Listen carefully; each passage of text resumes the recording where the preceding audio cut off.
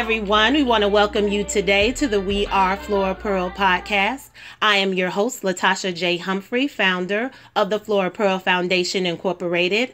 I believe this podcast today will be simply outstanding. But before we get started, we want to let our audience know that this podcast is being brought to you by the Flora Pearl Foundation, where our vision is bridging the gap, building a legacy. Our mission is that we are a 501c3, community-focused nonprofit mentoring organization, building healthy relationships and partnerships between women and girls through education, community service, networking, unification, and career planning.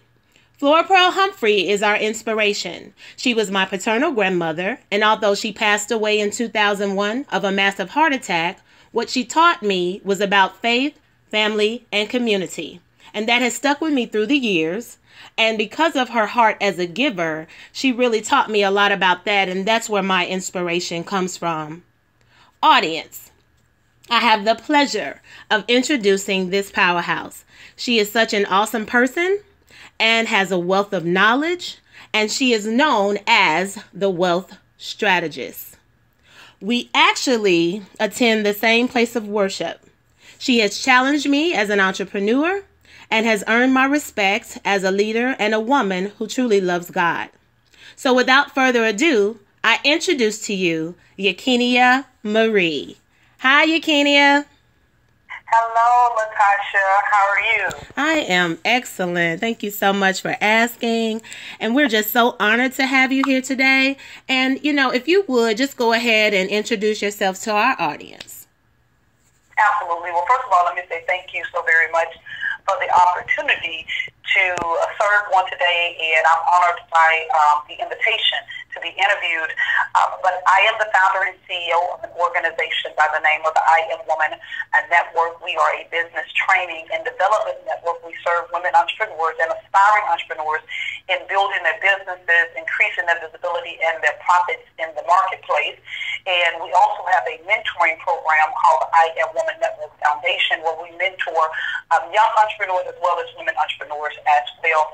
And I'm an ordained minister, and I am a mentor, and I just love people. So that's the gist of it, if I can just kind of summarize it.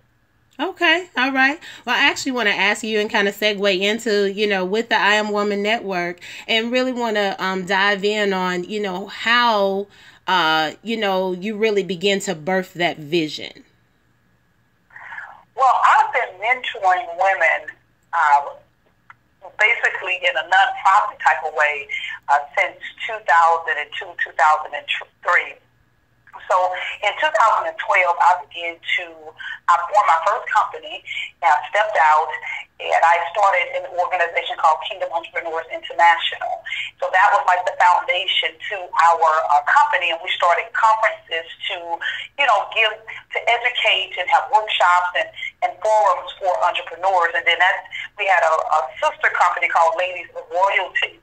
And then from there, we gave birth to the I Am Woman Network. Now, the I Am Woman Network was a for-profit component, and I was looking at what women needed.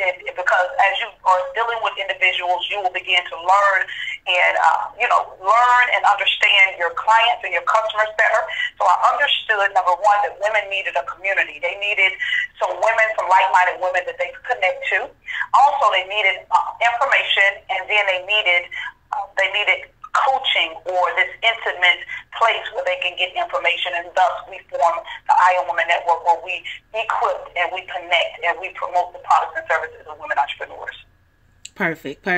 And I'll say this, and just wanted to share, many people may not know, but that you were very instrumental in challenging me to develop my first website. And so audience, I was a part of a life group that Yakinea led through our place of worship. And she challenged me to, get that website up and going within like 2 months. And I remember, starting from scratch and actually building it by the deadline that was set. And that was on October 1st, 2013. And that was for my nonprofit, the Flora Pearl Foundation. And so I just want to thank you once again for that. We know we always kind of talk about that. And when I have the opportunity to share, I just love to let people know that because that's truly a testament to what you do. And so I wanted to, even with that, just segue, into that entrepreneurship. What are some helpful tips and pointers that you could give to women and girls who are aspiring to become entrepreneurs? Well, first of all, let me say, I know you said thank you to me, but I always turn the table back on you and say thank you as well, because, see, it's one thing to be able to seek information on how to do something, but it's another thing to be able to implement it. And so the reason why you were able to build that website in record time is because you not only got the information, but you applied the principles and the tips and the tools and the research you needed in order to bring it to life.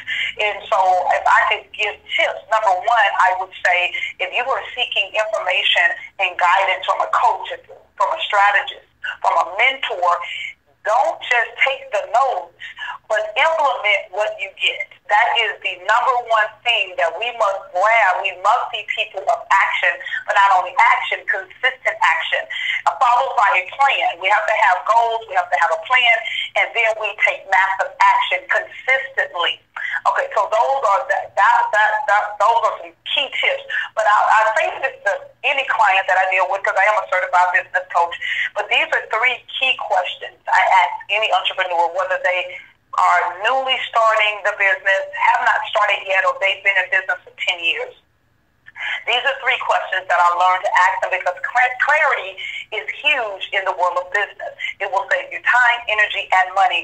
Question number one is, what are you selling? Regardless of what it is. What are you selling in the marketplace? And that question has to do with the advantages that your company offers, or the products and services that your company offers. The question number two is, what value are you selling? See, and I know those questions sound similar, but they're different. Number one has to do with the advantages. Number two has to do with the benefits. To give you an example, number one, if you sold insurance, you would say, my company is a life insurance company. We sell life insurance products. That's the advantage. But the two is the benefit. So by me getting covered with your company, I have a level of protection and security for my family. And so you're diving into the benefits that a person gets from purchasing or supporting or patronizing your company. Question number three is, who should be buying what you are selling?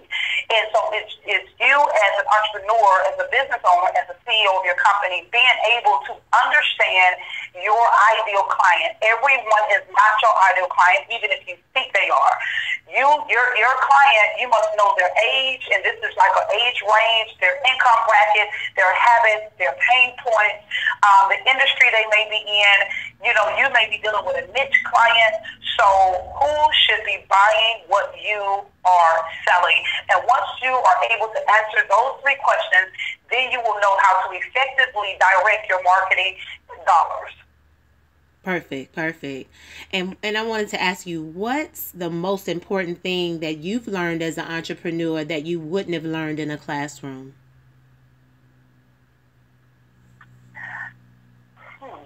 That's good. It's many things. I would say for me,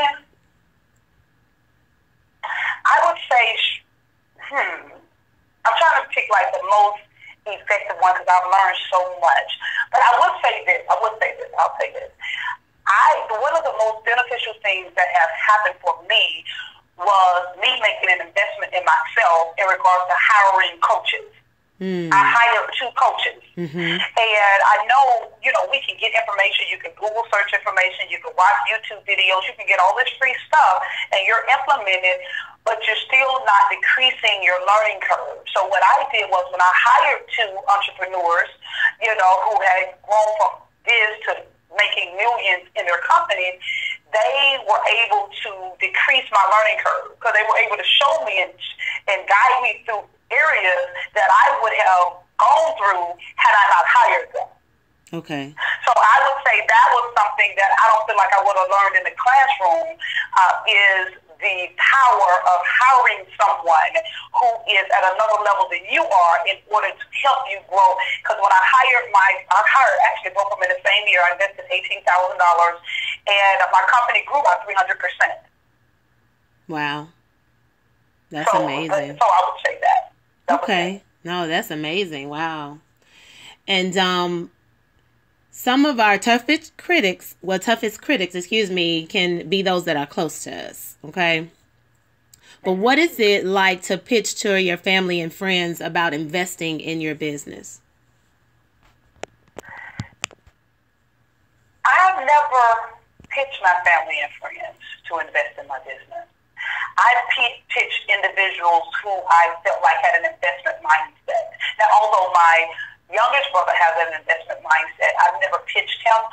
But typically, whenever I've gone out to anyone as an angel investor, as a sponsor, or someone supporter, I have identified individuals that are already in that mindset. Okay. You know, now if it's someone who maybe they don't have that circle, then I feel like there's nothing wrong with asking. You know, because all they can do is say no. And I would encourage individuals not to take it personal if they say no.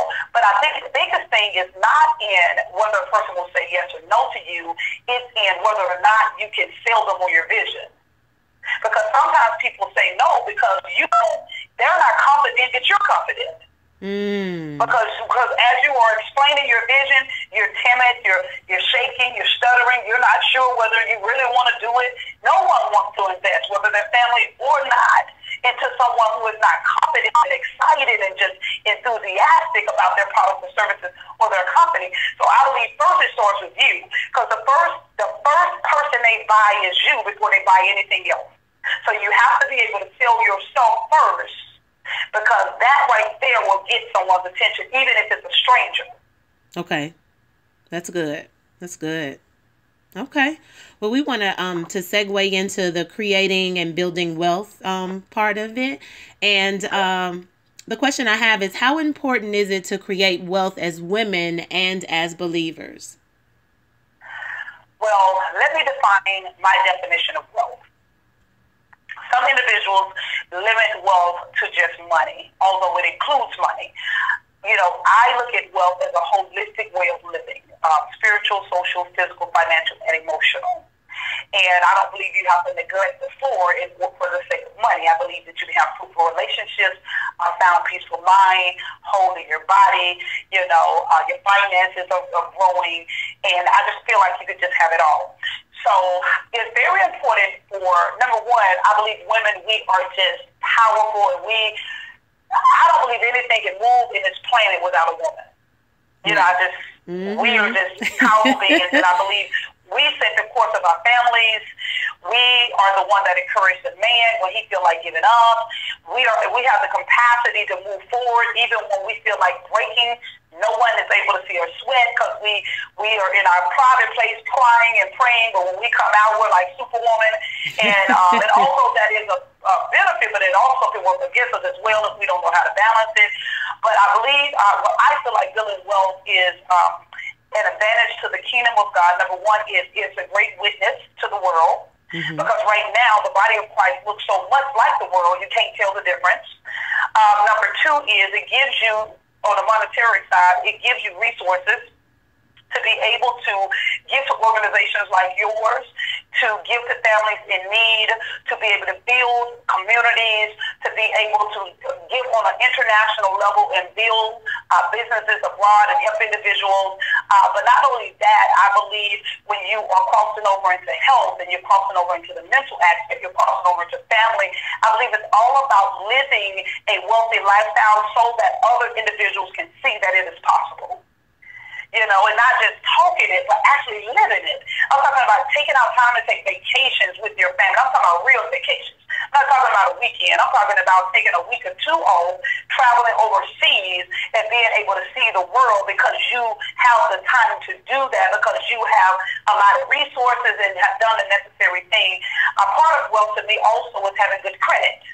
You know, I believe it speaks to your character, and I believe, when you have the resources, you can pay your bills before time, and I believe the money that we generate, we should not just make money to put in savings accounts, but we should create money to be able to invest.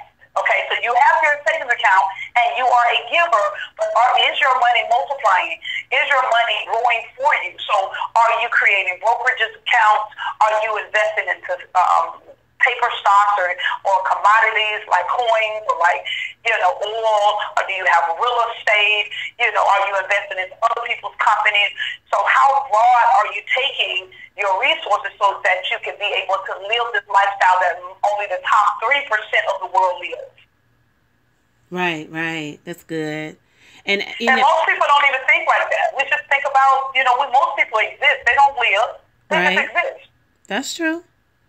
That's true. And, and as a strategist, will you share some tactics or strategies on how to actually create wealth and what type of mindset is necessary for that? Well, I believe individuals that are wealthy, they are readers. They're always studying. They're always reading. And they're always reading about individuals who have made it. One book, if I could recommend any book, I would recommend this book called The Wealth Choice by Dr. Dennis Kimbro. Dr. Dennis Kimbro, he interviewed 1,000 African-American millionaires, and a few of them were billionaires. And he interviewed them, and all of them had several common threads. Okay, so let me tell you what the common threads were. And I've studied them because I know that's the path that I'm on. Okay. So the common thread that they had, number one, they were great givers. Okay. Okay, they were great givers.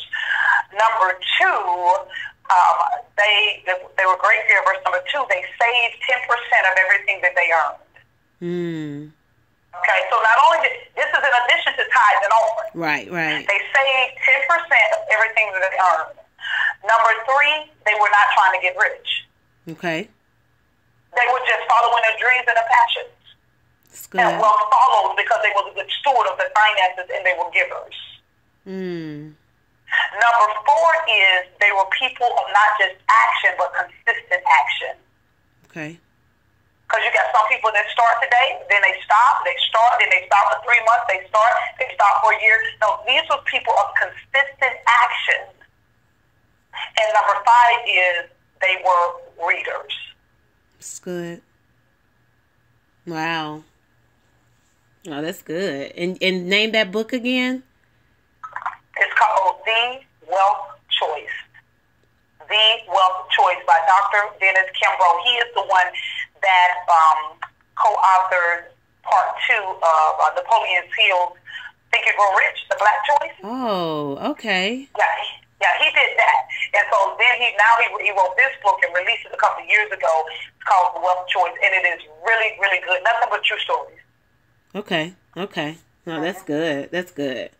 Well, good. Well, I know, this month, of course, is Women's History Month. And just like you were sharing earlier, just as it relates to women, we have a lot to be proud of, and there's a lot of love being shown towards women and girls. And, we believe that, we overcome by definitely sharing with others, because it is a way to share how you, became free as a person, or you even on your pathway to that. And so just our listeners, I like for them to hear from our guest, as it's, this will be able to be heard just all around the globe. And so I wanted you to share, a part of your testimony and what you believe may be helpful to someone. Absolutely. Well, I'll say this, I share my testimony because I'm free. I start off by saying that because we have so many people, although they may not be in that lifestyle or be experiencing that dynamics of their life anymore, they're still bound by it. So they don't want anybody to know about it. And, they are extremely embarrassed by it if anyone even brings it up. And so that is a level of bondage. And I encourage anyone to share your story, because it's more than about you. It's about the other person who may be experiencing something similar, and it brings you to another level of freedom. But my story in a condensed version is that, grew up in a home. I didn't meet my father until I was 40 years old. So I grew up in a single-parent home. Of course, my mom was on drugs, and my siblings and I got taken away. So I spent about 4.5 years in the children's home and went back to live with my mom when I was in the 11th grade. But I began to hang around the wrong crowd. Now, I was a, straight A, B student in school, graduated with honors, and then when I graduated, that's when I started hanging out around with the wrong crowd, drug dealers, exotic dancers, and then I thus became an exotic dancer, and I started dating drug dealers. And so now one day I almost actually got killed because this particular day, the guy that I actually was dating, I was supposed to be with him. I was supposed to fly up to Chicago and travel back with him. Well, I didn't know he had started cheating on me with this young lady. He had met about a month prior. So he told me, no, stay back in Birmingham, just get the hotels ready for us, because they would travel down once a week and bring drugs. And so I was mad at him because, he wouldn't allow me to fly up there. Well, they took a detour. They left Chicago to go to Wisconsin to do this deal where his cousin set him up. So his cousin set him up, and so he got killed, she got killed, and the guy who was supposed to be protecting them got killed as well. And I actually would have been there and got killed had I flown up to Chicago and taken that detour trip. And so I made a commitment at that point. I never was going to deal with a drug dealer again, but I still continued to dance. Now, I danced from the age of 19 up to the age of 26, and I took like a 2-year break in between, but I had a spiritual encounter. So when I had that spiritual encounter in 2001, it just scared me to the point where I left the strip club October the 24th, 2001, and I never looked back. And so in 2002 is when I got introduced to the world of business. Now, although I left that world, I still was bound by it. I was very embarrassed by it. I didn't want anybody to know I ever was in that lifestyle. So it took me several years because, the church, they'll judge you. And so I never wanted anybody to know. Well, then when I began to gain a level of healing in my soul, began to embrace who I was, because I dealt with insecurity, low self-esteem, rejection, abandonment, all types of stuff, which I carried for many, many, many years. But when I began to embrace myself, and when I began to learn how to love myself and understand who I am in Christ, then it gave me a level of confidence and a level of boldness, and all of that stuff started breaking off of me. And then I began to share my story. Now, I wasn't like totally in this place of boldness when I first started sharing my story. I started taking baby steps, and then the more and more I began to share my story, the freer and freer that I began to be. And so if I could say anything to anyone that's listening to the podcast, is that once God frees you from a place, it's possible to still be bound in your mind, although you may not be in that situation, whether it's abuse, whether it's drugs, whether it's alcohol, regardless of what it is. But it's very important that you not only come out of that place, but you come out of that place mentally, and emotionally, so that you won't be in prison, in this invisible prison that no one can see but you, because it will limit you from really stepping out into the fullness of what God has called you to do, because you won't see that you're worthy, because you're still held and bound by the past. So that's a portion of my testimony. Perfect. Well, I know someone will definitely be blessed by it, and I thank you for sharing that. And and we're going to move into the community service aspect. And I just wanted you to share, with our audience, just different ways that you're serving the community. Well, one way that I am serving the community is like I mentioned earlier, we have our nonprofit organization, the I Am Women Network Foundation. And so we meet with a group of visionary women every third Saturday of the month in order to, and we don't charge them anything, in order to serve and support them, and regardless of what it is they're striving to do.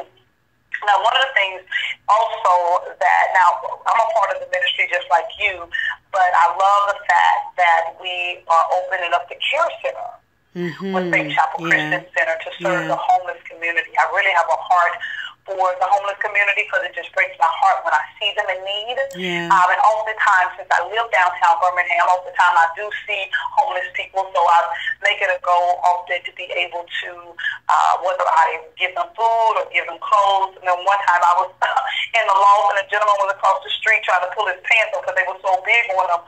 So I opened the window up and say, "Excuse me, sir, do you need a belt?" He said, "Yes, I need a belt." So I took that, not that he needed a female belt, but he needed a belt. So I said, I thought he wouldn't mind. So I threw my belt, dropped him out of the window so he can grab them. But I am really blessed by the fact that this Saturday they open up and we have the opportunity to be able to serve this huge community that's downtown Birmingham of those who are less fortunate than we are. Okay, all right. Well, we're going to segue into this kind of the segment we call Mother-Daughter Bonds. And I have a series of questions that I would like to ask and ask you to answer. And I just believe that this particular segment, it encourages conversations, amongst mothers and daughters and women and girls. And I just think that also it's a good way to let our audience know even more about our guests. And so are you ready? Yes. All right. Well, the first one is, what novel has influenced you the most? What novel has influenced me the most? I read so much Latasha Humphrey. Well, you're going to have to pick one or two maybe that may be your favorites that has influenced you. You know what? Oh.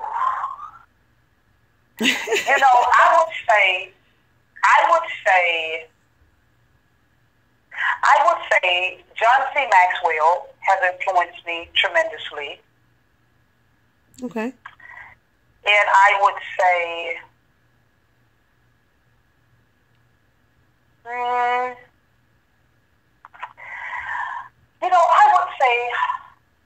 hold on.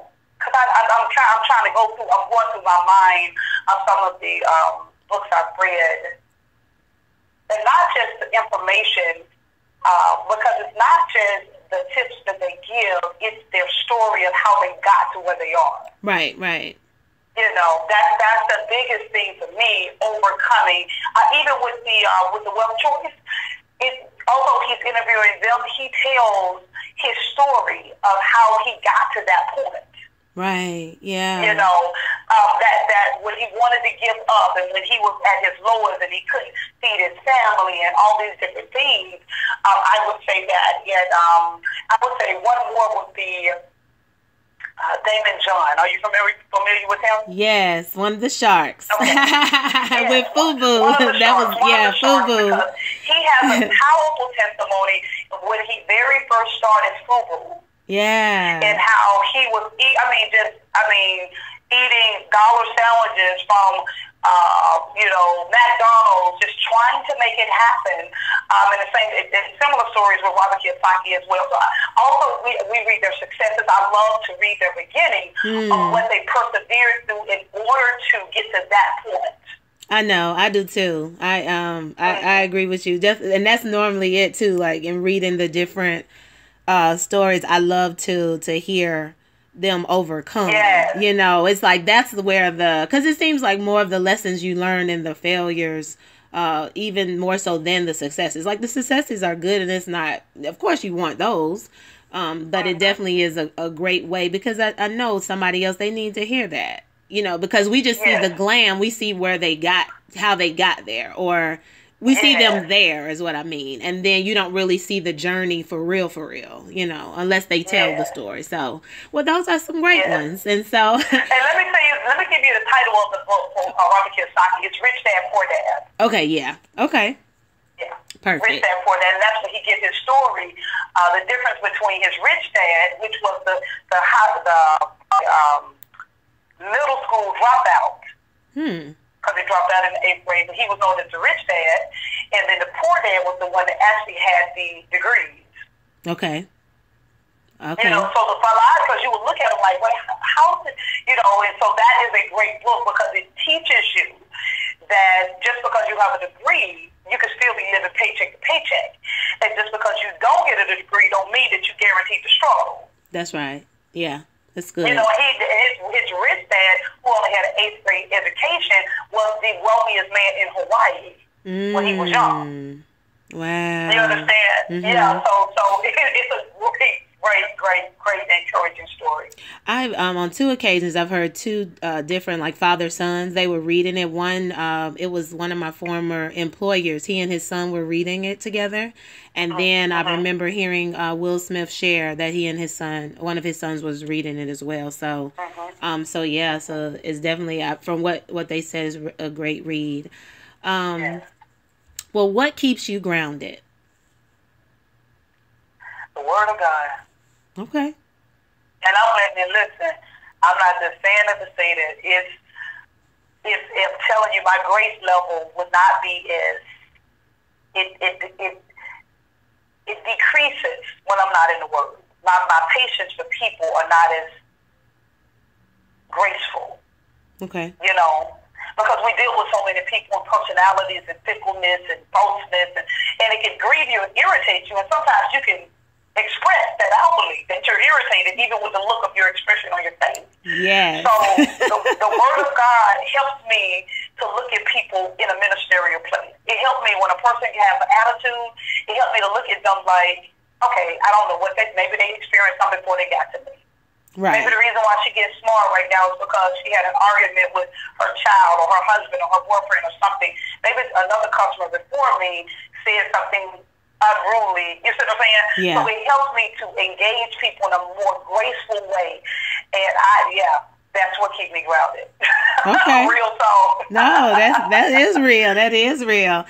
And if you were not a business owner, what would you be? If I was not a business owner, I would be an attorney. Okay. All right. Yeah, any particular area you are you want to focus on? It will be corporate business. Okay, look. You still be in business then. It will be corporate business. Yes, and that's exactly what it will. I will be defending businesses. That's what I will be doing. Okay, perfect. And name 3 qualities that got you where you are today. 3 qualities that got me where I am today, I would say faith, I would say prayer, and I would say consistent action. Okay. And the easiest career decision that you've ever made? The easiest career decision I've ever made is leaving my job and stepping out into my business on February 1st, 2013. Okay. And what kind of work would you do for free? Help business people. All right. What question do you wish more people would ask you?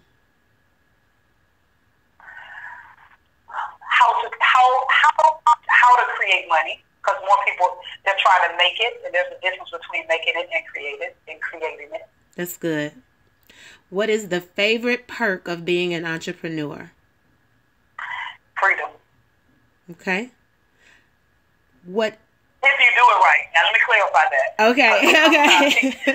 Some people's businesses are actually their job. They actually work more hours in their business than they do in a regular job. So if you do it right, it can afford you freedom of time. All right. And what is something that every woman should try once in her lifetime? Girl, I almost said a chocolate piece of cake, but let me see. I went into my sweet mode. I think every woman should try at least once in her lifetime a road trip with her girlfriends from one side of the country to the next side, and stop and identify a major city that they're going to stop at, major cities, at least, 10 of them, in between the East Coast to the West Coast, and just enjoy themselves. That's good. Road trip. Look. Road trip. Okay. Quick to say that. What advice would you give to a woman with a broken heart? Oh, that's an excellent question. The advice I would give, and the reason why I can give this advice is because I just went through it. Okay. The advice that I would give to a woman with a broken heart is to release it over to God. Don't carry it. Because we carry it every day, and it's like a weight. It's almost like it happened again and again, and you wake up and think about it, if it just happened again and again. So I would say release it and give it to God and begin to work on yourself. Just begin to work, whatever you, like I'm going through the 40-day soul fast because I'm dealing with me. I want to make sure, because I feel good. I feel good. I'm winning.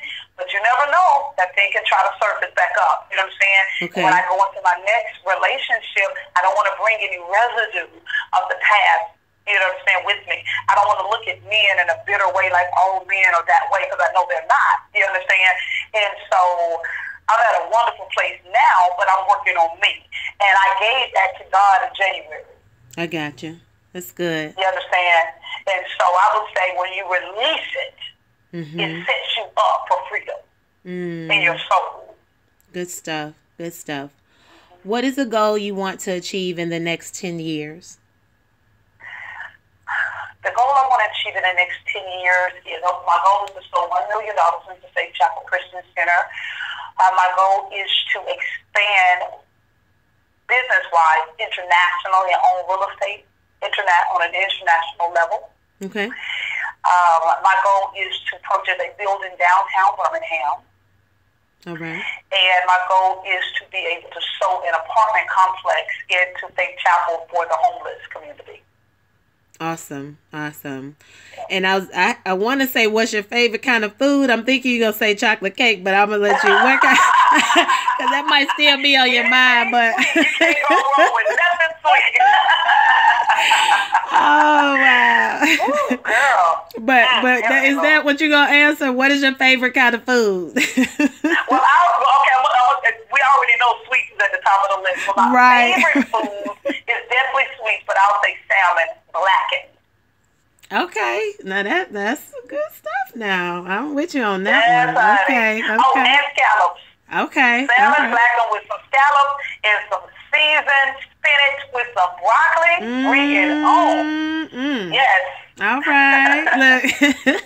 Okay, and the last question in this segment is, where would you like to visit if you could go anywhere? I could go anywhere. You know what? Now I know this is like not anywhere for real. Well, you know what? Yes, it would. I want to go to Board, Tahiti. Okay. And my goal, I want to stay in one of the bungalows that's out in the water, so because the floors are actually glass. And so you can see the fish swimming underneath your bungalow. Whoa. That sounds good. Okay. All right. Okay. Well, we're going to segue into the faith segment. And we just like to share as far as encouraging someone as it relates to faith. And I know we've talked a lot about it even a few times prior. But when is a time that your faith was tested, and how did you come through that? Well, my faith has been tested many times. I'll give this story. I was hosting a conference. This was the conference in 2014. And, because every year we're believing for sponsorships. I did not have the money for the conference in 2014. But the Spirit of God told me to leave me to the end. Because, normally I would have a plan B. In 2012, I had a plan B. If the money didn't come through, then I'll just ask this person. Same thing in 2013. If the sponsorship thing, I asked this person. Well, in 2014, the Spirit of God told me, believe me to the end. I'm going to give you favor and fund this conference for you. And so I could see in 2012 and 13, I had to spend about $2,500 out of my pocket for that event. I think the event cost about $10,000. I spent about $1,500 out in 2013, which I was happy because it was less. But God didn't want me to spend anything in 2014. So on the day of the event, I was still every day standing and praying, pouring my hand to the sky, saying, God, you said, believe you to the end. I'm going to believe you to the end. And I remember it was Thursday, the day before that Friday, February the 27th. And I said, well, God, the money hasn't come in yet, but you said believe to the end, so I'm going to believe to the end. Although the event is tomorrow, I'm going to believe to the end. And I know I got to have a Sheraton paid before we walk into this room. So when the next day came, which was Friday the 28th, we still didn't have the money. It was 10 o'clock. I was still ordering stuff, picking up stuff. Like, we had everything paid for.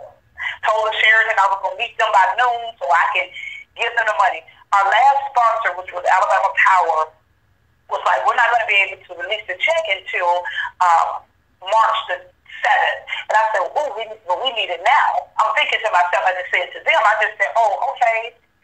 Well, do you know the lady reached out to me that morning on February the 28th and said, oh, we have a check in the office waiting on you.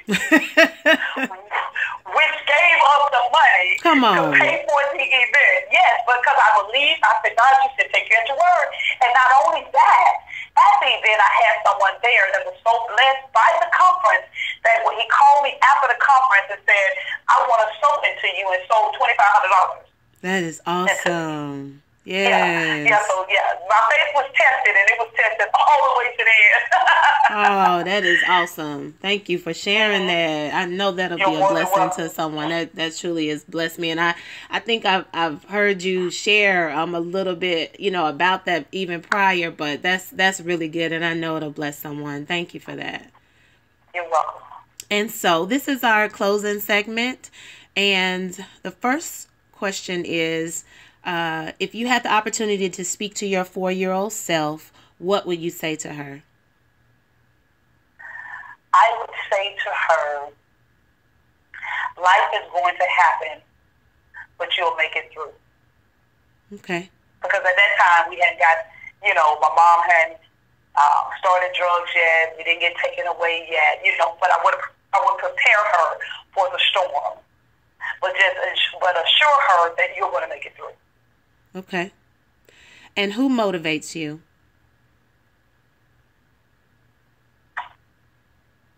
I told us not to sound so spiritual, but not you. What you said?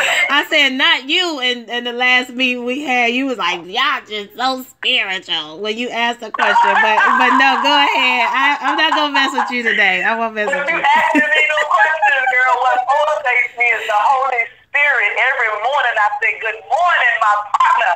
Okay. Good morning, Holy Spirit. Good morning, my senior partner. I thank you for partnering with me today, and I thank you for using me on today. And so I was sitting down with somebody, and often I do it. I was talking to this guy, and I said, yeah, because we did this. He said, did you have a partner? And I said, well, no, because I knew he was talking about it in the natural, and then I said it again. We did this. He said, you keep saying is somebody working with you? I said, yes. He said, oh, so you do have a partner. I said, yeah, I got the Holy Spirit as my partner. So when I say we, I'm talking about him.